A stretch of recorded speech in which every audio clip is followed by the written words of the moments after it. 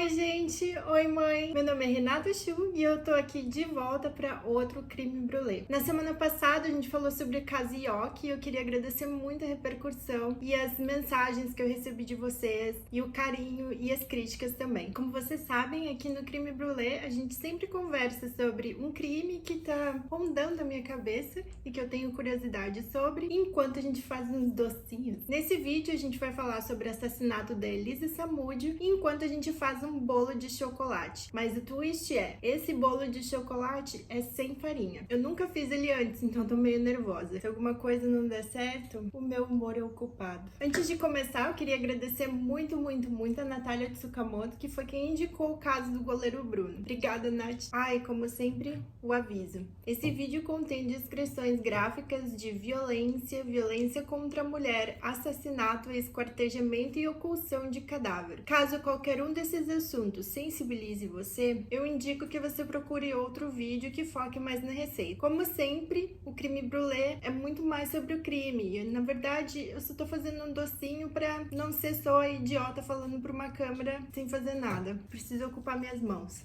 Vamos lá, então? Elisa Silva Samúdio nasceu em Foz do Iguaçu em fevereiro de 1985. Sua mãe, Sônia, infelizmente, se viu obrigada a deixar Elisa quando ela tinha apenas 6 meses. A razão é que ela era frequentemente e violentamente agredida pelo marido. Sônia então se mudou para Mato Grosso do Sul, onde se casou novamente. E Elisa, aos 10 anos de idade, então mudou-se para Campo Grande para morar com a sua mãe. Isso durou, no entanto, apenas um ano, já que Elisa acabou retornando para a casa do pai sem qualquer comunicação com a mãe. Aos 18 anos, no entanto, ela deixa Foz do Iguaçu e se muda para São Paulo. Não conhecendo ninguém da cidade, passando por dificuldades financeiras, a Elisa acabou começando a se prostituir. Essa foi a única forma que ela realmente teve para se sustentar até engrenar uma carreira de modelo. Como ainda assim o pagamento não era suficiente para sobreviver, Elisa optou por fazer também trabalhos pornográficos. Ela usava o nome artístico de Fernando Farias e posou para fotos eróticas e filmes da produtora As Brasileirinhas. Bruno Fernandes de Souza, também conhecido como Goleiro Bruno, nasceu em dezembro de 1984 e ele nunca teve uma boa estrutura familiar. 3 meses depois do seu nascimento, Bruno foi abandonado pelos pais e foi então criado pela avó paterna. Enquanto Bruno passou sua infância em Ribeirão das Neves, na região metropolitana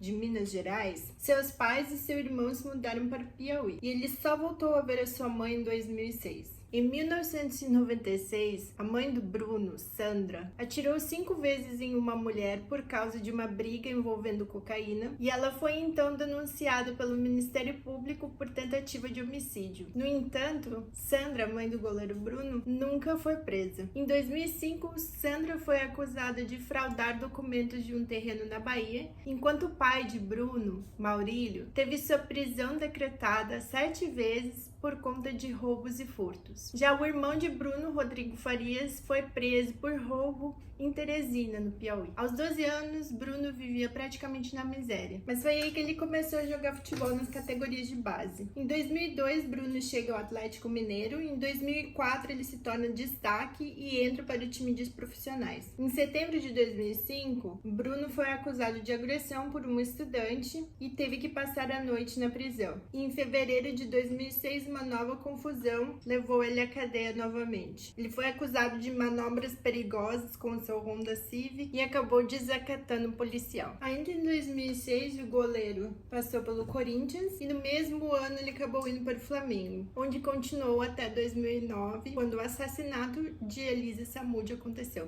A Joelma está de volta. Segundo o próprio Bruno, ele conheceu Elisa em 2009, em um churrasco /festa /orgia, onde ele disse ter mantido relações sexuais com ela na casa de um colega de profissão do time Flamengo. Bruno disse que esse tipo de festa era super comum entre os jogadores, e mesmo sendo casado, ele costumava frequentar esse tipo de ambiente. Após essa festa, Bruno e Elisa começaram a se encontrar frequentemente e continuaram mantendo relações sexuais e começaram um relacionamento mesmo. Ele prometia que ia deixar sua esposa para ficar com Elisa, Elise ia da semana passada. Em agosto do mesmo ano, então, Bruno finalmente se separou de seu relacionamento sério depois que Elisa afirmou estar grávida e se recusou a ter um aborto. As agressões começaram cedo, na verdade, na relação deles. Em outubro de 2009, Elise deu parte na polícia, dizendo que tinha sido mantida em cárcere privado pelo goleiro Bruno e seus amigos Russo e Macarrão. Ela afirmou que eles estavam tentando obrigá-la a tomar substâncias abortivas e que eles teriam também espancado. Ela fez um exame de corpo de delito, mas o resultado só chegou em julho de 2010, quando o desaparecimento da modelo já tinha sido dado como homicídio. Bruno nega as acusações. Elisa fez novamente acusações de agressões contra o goleiro Bruno. Dessa vez, ela pediu medidas de proteção à polícia. Esse pedido foi negado, pois a juíza entendeu que a Lei Maria da Penha defende família, união estável ou casamento. Como Elisa não se encaixava em nenhuma das opções, ela entendeu que não era necessário e que essa medida poderia banalizar a Lei Maria da Penha. Quando a criança nasceu, Bruno, adivinha, não quis reconhecer a paternidade da criança. Elisa entrou com uma ação legal pedindo o reconhecimento da criança e a pensão que lhe era devida. De acordo com as investigações policiais, Elisa estava no sítio do goleiro Bruno no momento em que desapareceu. Ela estava lá a pedido do jogador. Esse sítio ficava na cidade de Esmeraldas, no interior de Minas Gerais. Como eu disse, ela estava lá a pedido do jogador, porque durante a gravidez ela já não tinha onde morar e tinha passado a maior parte da gravidez com amigas ou morando em hotéis que tinham sido pagos pelo próprio jogador. Ela foi para o sítio em 4 de junho de 2010, o que deu a entender para os advogados de ambas as partes que Bruno estava disposto finalmente a uma reconciliação. O desaparecimento de Elisa ocorreu durante essa viagem e Bruno disse que ela foi embora por livre e espontânea vontade e que simplesmente abandonou seu filho. O menino foi encontrado numa favela em Ribeirão das Neves. Suspeita-se de que o menino foi deixado lá pela própria esposa do jogador. Em 26 de junho de 2010, o goleiro Bruno foi dado pela polícia como o principal suspeito do desaparecimento de Elisa. Em 6 de julho de 2010, um primo de 17 anos de Bruno foi encontrado em seu apartamento na Barra da Tijuca. Esse jovem informou a polícia de que ele teria dado uma coronhada na cabeça de Elisa e que após Elisa estar desacordada, ela teria sido esquartejada por traficantes a mando do goleiro. É muito difícil sem ficar indignada, sabe? De novo, eu não estou rindo porque eu acho isso engraçado, mas é de nervoso mesmo. Enfim, após o esquartejamento, partes do corpo de Elisa teriam sido dadas a cães da raça Rottweiler, em que eles teriam então dilacerado os restos mortais e os ossos que remanesceram teriam sido concretados. Em 8 de julho de 2010, o ex-policial Marcos Aparecido dos Santos, também conhecido como Neném Paulista ou Bola, foi preso. Ele foi acusado de participar no homicídio de Elisa Samúdio. No mesmo mês, a Justiça de Minas Gerais pediu a prisão preventiva de Bruno, bem como a internação do jovem primo do goleiro Bruno, que fez o depoimento acusando seu primo e seus amigos pelo assassinato de Elisa. Além de Bruno, mais 7 pessoas foram presas. E ao mesmo tempo, a polícia do Rio de Janeiro pediu também a prisão de Bruno e seu amigo Macarrão pelo sequestro e cárcere privado de Elisa no ano anterior. Tem que untar bem a forma e untar o papel também, porque de acordo com a receita que eu li, eu não fiz essa receita ainda, mas de acordo com o que eu li na receita, se eu não fizer isso, o bolo vai grudar. Pela experiência da semana passada, onde vocês lembram que o meu bolo ficou completamente destruído, eu vou tentar não destruir esse. Essa história de pessoa esquartejada, bolo esquartejado, eu vou tentar não seguir. O julgamento do goleiro Bruno e dos outros suspeitos iniciou-se em 2012, mais de 2 anos após o desaparecimento de Elisa. O caso foi a júri popular, sendo o júri composto por 6 mulheres e 1 homem, 7 de 25 que foram inicialmente chamados, e se deu em Contagem, Minas Gerais. Mas em 21 de novembro de 2012, o julgamento de Bruno foi desmembrado e adiado para 2013. No mesmo julgamento, em 24 de novembro, o amigo e cúmplice de Bruno, Macarrão, foi condenado pelo homicídio qualificado de Elisa Samúdio. Foi dado a ele a pena de 15 anos. Ainda no mesmo julgamento, a ex-namorada de Bruno foi condenada a 5 anos de prisão por participação no mesmo crime.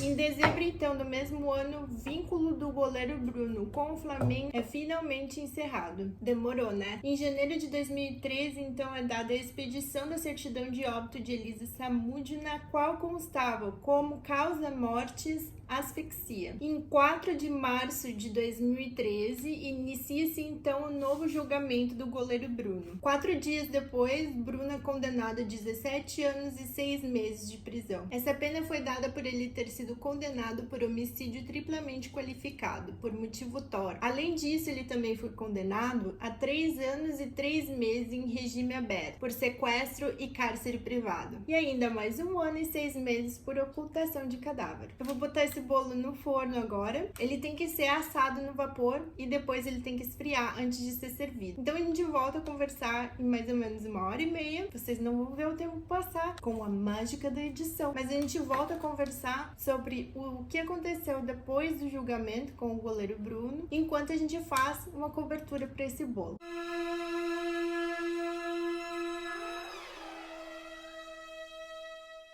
Oi, estamos aqui de volta com o caso da Elisa Samúdio fazendo nosso bolinho de chocolate. Enquanto o bolo está na geladeira para esfriar um pouquinho, eu vou fazer um chantilly moca para ser a cobertura do bolo. Enquanto isso, a gente vai conversar sobre o que aconteceu depois que o goleiro Bruno foi então condenado pelo homicídio de Elisa Samúdio. Então, em 28 de fevereiro de 2014, mesmo estando em regime fechado de prisão, o goleiro Bruno fechou contato com o Montes Claros Futebol Clube. Mas em novembro do mesmo ano, a justiça negou o pedido de Bruno para jogar pelo time. Em junho de 2006, Bruno então se casa com uma dentista carioca com o qual ele já mantinha um relacionamento durante o processo do caso. E em março do ano seguinte, Bruno conseguiu finalmente o habeas corpus por uma liminar deferida pelo Supremo Tribunal Federal, assinada pelo ministro Marco Aurélio Mello. Ele entendeu que o jogador poderia aguardar em liberdade enquanto o caso não era julgado em segunda instância. E no mesmo mês ele já se apresentou para jogar no time Boa Esporte de Minas Gerais, que resultou em vários patrocinadores do time simplesmente parando de patrocinar o time, o que, vamos combinar, é sensato. Em abril de 2017, o Procurador-Geral da República, Rodrigo Janot, pediu a revogação da decisão que deu habeas corpus para o goleiro Bruno em primeiro lugar. Ainda no mesmo mês, por definição do Supremo, Bruno retorna à prisão.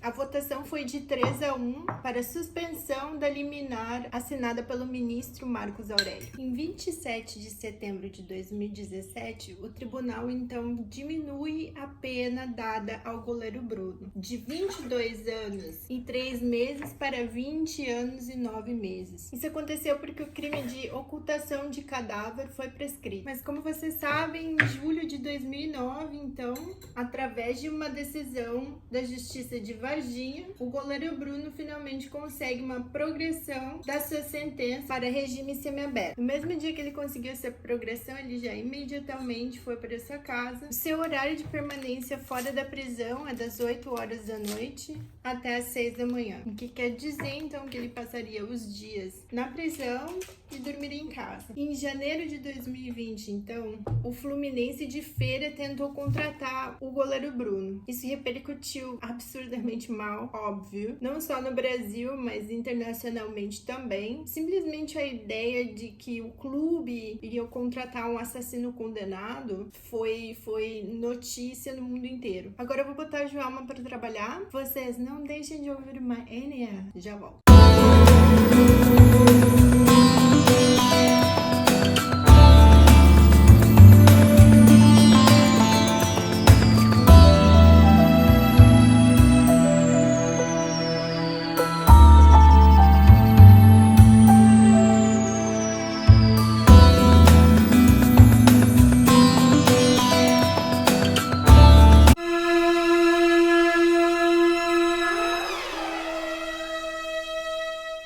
Eu vou ter que fazer o creme de novo porque coagulou. Então, lá vamos nós de novo.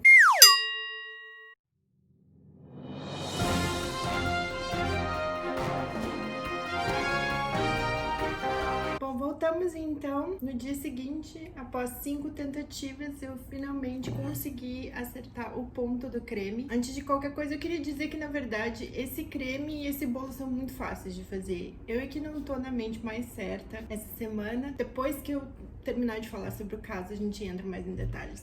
Então, o Fluminense de Feira, por causa da repercussão negativa que o clube teve com a contratação do goleiro Bruno, acabou desistindo do contrato. E em junho de 2020, completou então 10 anos da morte de Elisa Samúdio, e os 3 principais responsáveis pela morte de Elisa Samúdio, Bola, Macarrão e, claro, o goleiro Bruno, encontram-se fora da prisão. O caso me incomodou muito, mais do que o normal, mais do que os outros casos. E não só pela brutalidade de todo o ato do goleiro Bruno ter mandado traficantes e o seu próprio primo, que era menor de idade, serem envolvidos nesse crime horroroso, sabe? De assassinato, esquartejamento, ocultação do corpo. Pra mim foi muito pesado. Sem contar que feminicídio é um crime horroroso. É um crime horroroso que tem o suporte de muita gente no Brasil. Tem o suporte de machistas e misoginistas pelo Brasil inteiro. Não só no Brasil, claro, mas como a gente tá falando especificamente de um crime que ocorreu no Brasil e do povo brasileiro, é um crime que é amplamente comum. Tem muita gente ainda que tem essa visão de, não, ela tava tentando extorquir dinheiro, ela era garota de programa, que busca justificativas para feminicídio. E não tem, gente, não tem justificativa para um companheiro, para um pai do filho assassinar a sua mulher, assassinar a mulher. Não existe justificativa para tirar a vida de outra pessoa, não importa quem essa pessoa seja, não importa. E é um crime horroroso. E ele foi condenado por assassinato triplamente qualificado. A minha opinião é que eu gostaria de ver essa pessoa na prisão para sempre. Eu acho que ele cometeu um crime horroroso, ele tem que pagar de acordo com. E aí ele tá na boa, no regime semiaberto, e aí ele tá assinando contrato com clubes. Homicídio triplamente qualificado. E ainda por cima, não é como se o goleiro Bruno voltasse pra exercer qualquer trabalho. Não, ele não vai trabalhar de whatever. Ele não vai dar um trabalho normal. Ele vai ser jogador de futebol. Jogador de futebol envolve essa idolatração, essa idolatração dos jogadores.